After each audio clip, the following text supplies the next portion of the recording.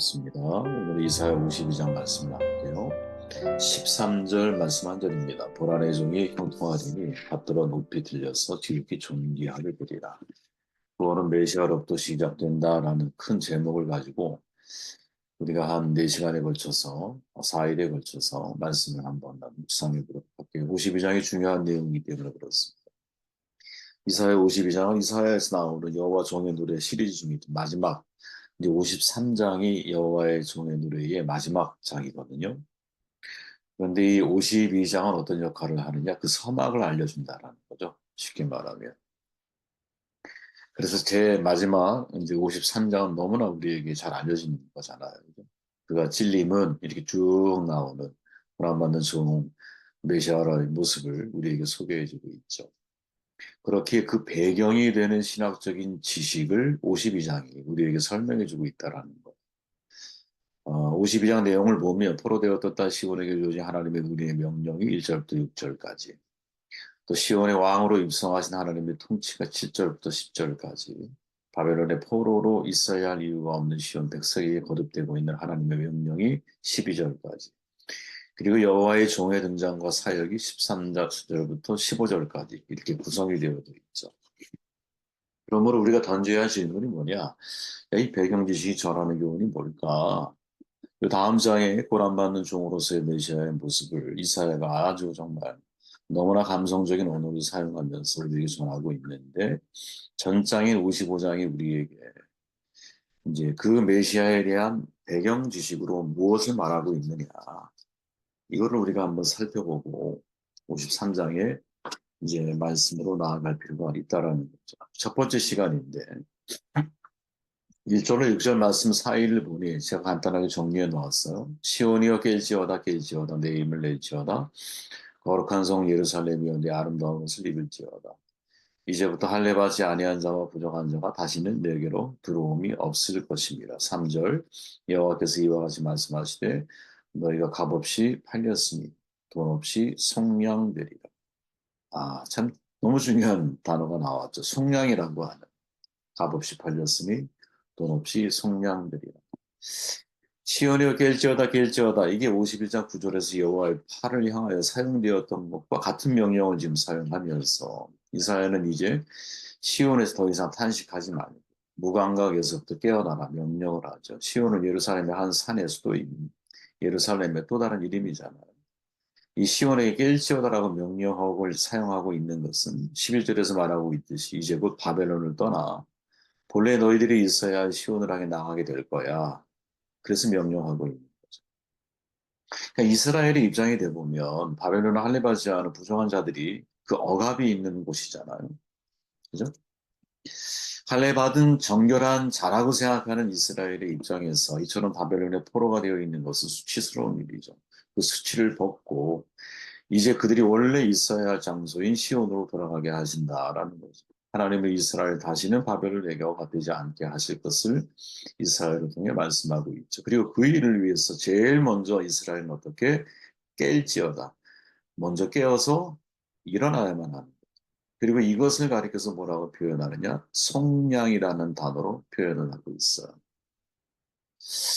저는 이 속량이라는 단어가 우리가 정말 메시아 예수 그리스도를 알아가는 데 있어서 속량이 전하는 의미가 무엇인지, 그 배경에 깔려 있는 메시지가 무엇인지를 이해하는 것이 우리가 하나님의 마음을 이해하는 데 있어서 매우 중요한 개념이다. 저는 이렇게 생각을 개인적으로 합니다. 누가복음 4장에 보면 주의 성령이 내게 임하셨으니 이는 가난한 자에게 복음을 전하게 하시려고 내게 기름을 부으시고 나를 보내서 포로된 자에게 자유를, 눈먼 자에게 다시 보게 하며 전파하며 눌린 자를 자유롭게 하고. 이사야서 61장에 보니까 주 여호와의 영이 내게 내리셨으니, 이 말씀을 그대로 누가 기자가 인용을 하고 있는 거죠. 그죠? 읽어보시면 구원은 어원적으로 무엇으로부터 건져내어 지킨 온전함, 건강함, 이런 뜻을 가지고 있다 그래요. 그래서 이사야서에 보면 또 하나님은 나의 구원이시라, 하나님은 구원자라고 선포하죠. 49장에 또 보니까 나 여호와는 내 구원자요. 여호와님 스스로가 내 구원자, 너의 구원자다, 너의 구속자다, 이렇게 말씀하고 계시죠. 애굽이나 바벨론의 압박에서 구출한 자, 이게 세이비어의 의미거든요. 혹은 죄의 속박에서 구원하신 분, 이런 뜻을 가지고 있다 그래요. 성경에서 구원은 구속하다라는 의미를 가지고 있는 히브리어 파다, 네, 가알 이런 뜻이죠. 근데 이 뜻이 뭐냐? 랜섬이나 리딤 우리가 잘 들어봤죠, 여러분. 하나는 채무를 갚은 거야. 리딤은 채무를 갚는다는 뜻이죠. 랜섬은 여러분 내가 대신 대속이 되는 거야. 이 두 가지 의미가 사실은 이 구속이라고 하는 단어 속에 담겨 있거든요. 그래서 전적인 하나님의 은혜에 의한 구원의 행위, 이 뜻을 가지고 있는 거예요. 만약에 이스라엘 스스로 바벨론에서 자유할 수 있는 능력이 있었다면 하나님의 구원은 필요가 없죠. 이 파다라고 하는 히브리어가 사용되어져야 할 이유가 있죠. 이게 중요한 개념인 거예요. 그죠? 스스로 이스라엘이 만약에 바벨론에서 혹은 예전에, 그죠?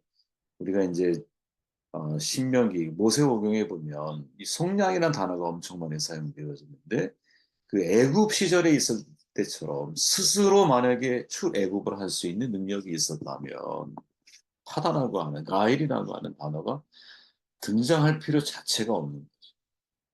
여러분 신명기에서 파다라고 하는 단어는 이스라엘을 구원하시는 하나님과 연결되어 있거든요. 예를 들어 신명기 9장에 보니까 여호와께서 간구하여 이르되 주 여호와여 주께서 큰 위엄으로 속량하시고 15장에 보니까 여호와께서 너를 속량하셨음을 기억하라. 21장에 보니까 여호와여 주께서 속량하신 주의 백성 이스라엘을 24장에 보니까 여호와께서 너를 거기서 속량하신 것을 또다시 기억해라. 전부 다 파다라고 하는 단어예요.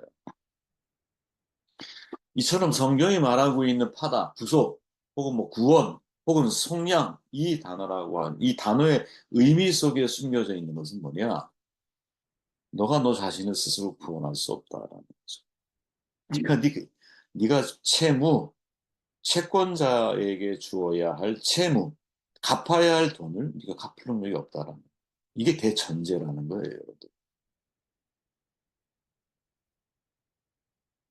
여러분 이게 사실이 굉장히 중요한 거죠. 우리가 하나님을 언제, 메시아를 언제 갈망하게 될까? 이 현세의 삶을 살아가는 동안 정말 수많은 사람들이 질병과 재앙을 경험하게 되고 시대에 따라 견딜 수 없는 고통을 겪게 되고 또 어쩔 수 없는 누구나 경험하는 죽음이나 죽음 이후의 사후세계에 대한 해답을 얻기 위해서 수많은 사람들이 구원을 바라보거든요. 구원을 기대해요. 그런데 이때 구원을 바랄 때 사람은 두 가지로 반응을 하는 거예요. 어떤 반응? 이 구원을 내가 이룰 수 있다라고 생각하는 사람. 전적으로 구원은 하나님이 우리에게 주셔야, 신이 우리에게 주셔야 가능하다라고 생각하는 사람. 여러분들은 어디에 계십니까? 성경이 말하고 있는 속량이라는 개념 속에서는 이스라엘이 애굽에서부터 스스로 나올 수 없다라는 전제. 바벨론이라고 하는 엄청난 거대 제국에서 해방, 자유를 얻을 수 없다라고 하는 엄청난 전제가 사실은 그 베이스에 깔려 있다라는 거예요. 그렇기에 진짜 우리가 하나님을 언제 바라보게 되느냐. 오호라, 오호라 나는 죄인 중에 괴수야. 나는 공고한 자야. 누가 이 사망의 늪에서 나를 건져내랴. 이거를 절감한 사람, 이거를 절감한 사람이 하나님을 바라보게 되는 거라. 세상은 여러분 타락적 구원형과 자력적 구원형 이 두 가지 외에는 특별히 없어요. 여러분 가만히 생각해 보셔요. 이거를 종교로 표현하면 그죠? 내가 스스로 나를 구원하기를 원하느냐 아니면 나는 스스로 구원할 수 없다라는 대전제를 갖고 있기 때문에 외부에서 누가 신이 우리를 구원하기 위해서 이 땅에 들어오셔야 돼. 신이 이 땅에 들어오신 것을 확인하기 위해서는 그 속에는 믿음이 필요하죠. 그죠? 근데 인간이 신이 될 수 없다라는 대전제를 알고 있다면 이건 믿음이 아니라 상식이 있으면 되는 거예요. 그래서 기독교는 여러분 철저하게 믿음을 강조. 아니 믿음이 강조될 수밖에 없는 거지. 내가 여러분 신이 될 수 없다라는 사실 여러분들 알잖아요. 그죠? 수많은 왕들이 황제가 신이 되기 위해서 자기를 신처럼 형상화하고 종교라고 하는 것을 정치에 이용하는 수많은 역사적인 반복들이 있었지만 결론은 뭐예요? 다 죽었다는 거죠. 그 죽음에 대해 성경적인 정의는 뭡니까? 죄가 잉태한즉 죽음이 되는 거예요. 죽음을 낳는 거예요. 욕심이 잉태한 그죠? 죄의 문제를 어떻게 스스로 해결할 수 없지. 그죠? 사망의 문제를 어떻게 스스로 해결할 수 없지. 육체적인 죽음만 죽음이라고 생각하면 안 되죠. 왜 요한계시록 20장에 보니까 첫째 사망이 있다면 둘째 사망이 있어. 둘째 사망은 불못 이렇게 끝나잖아요. 요한계시록 20장에 보면.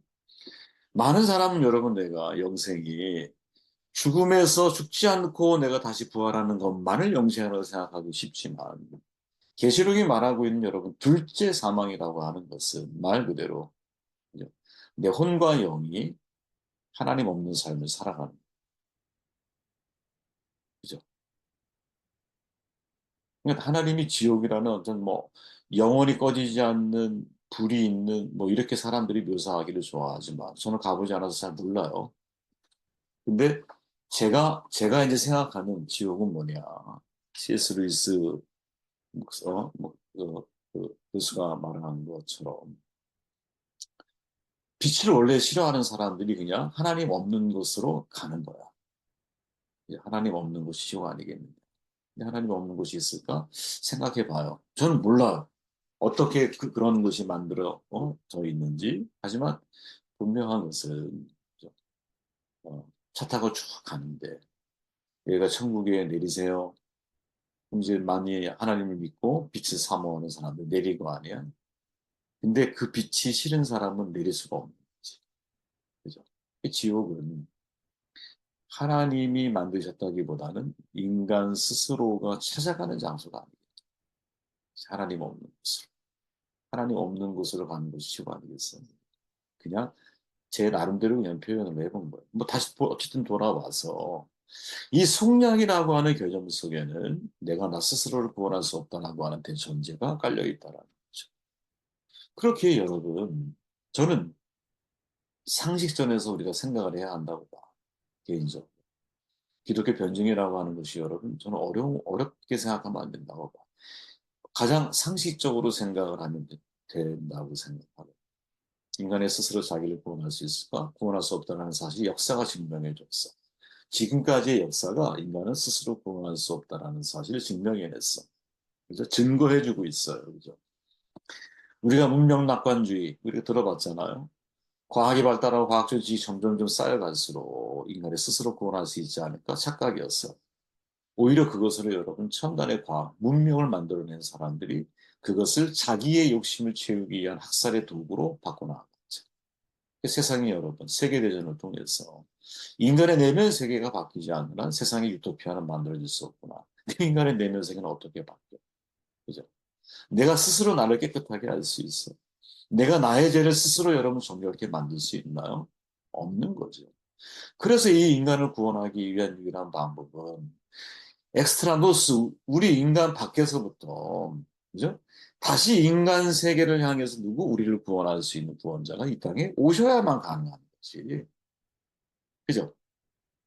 외부에서 인간을 구원하기 위해서 누군가 우리를 구원하기 위해서 오셔야만 가능한 것이고, 그분이 구원이 무엇인지에 대해서 당신의 삶을 통해 우리에게 모델이 되어 주실 때, 그 길을 따라가는 과정을 통해서 진짜 구원받은 자로서 구원받은 자의 삶을 살아가는 하나님을 아는 사람으로서 하나님을 아는 사람의 삶을 살아가는 거죠.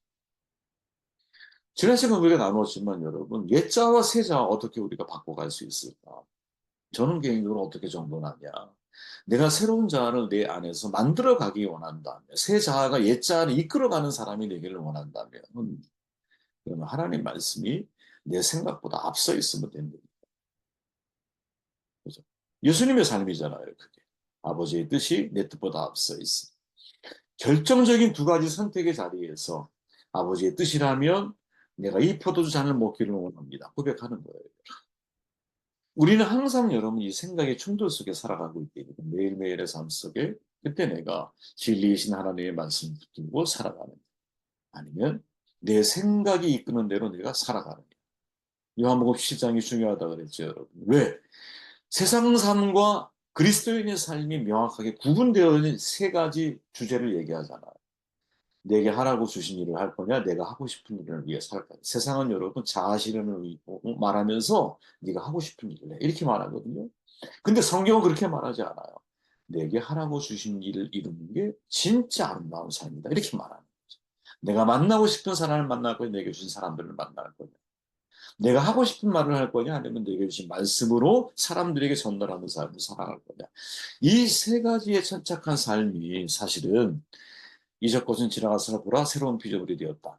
여러분, 새로운 피조물로서의 인생을 살아가는 중요한 기준이 아니겠느냐. 개인적으로는 그렇게 받아들이고 있다는 거지. 아무튼 메시아에 대해서 배경 지식을 설명하면서 첫 번째 1절부터 6절 사이에 나오는 중요한 단어가 뭐냐? 속량이라는 거죠. 근데 이 속량의 대전제는 뭐예요? 이스라엘은 스스로 애국에서 스스로 바벨론에서부터 구원할 힘이 없는 가운데 있을 때 하나님이 그들을 위해서 메시아를 보내신다. 그럼 여러분 우리의 삶의 적용을 봅시다. 여러분 삶에 내가 스스로 나를 구원할 수 없는 한계 상황에 직면했습니까? 그때 우리가 할 수 있는 최선의 선택은 하나님을 바라보는 거예요. 여러분 여기 되게 재밌는 표현인데 너희가 값없이 팔렸으니 돈 없이 성장되리라. 값없이 팔렸대요. 맞죠, 여러분? 생각해 보세요. 바벨론에 돈 주고 포로됐습니까? 그럼 생각해 보세요. 우리가 돈 주고 죄인 됐습니까, 여러분? 그냥 우리 태어났는데 죄인이었어. 그래서 하나님이 우리를 구원하시는 방법은 돈 없이 속량하는. 여러분 이게 참 이상하게 보이는데 너무나 논리적인 말 아닙니까? 오늘 한번 하루 종일 묵상해 보세요. 값없이 팔렸으니 돈 없이 속량되리라. 속량의 개념 자체가 하나님이 우리를 얼마나 긍휼하게 여기시는지 이 한 구절 말씀 속에 담겨 있는 것이 아니겠느냐. 좀 더 여러분들이 깊이 묵상해 보시기를 바라요. 오늘은 승리하십시오.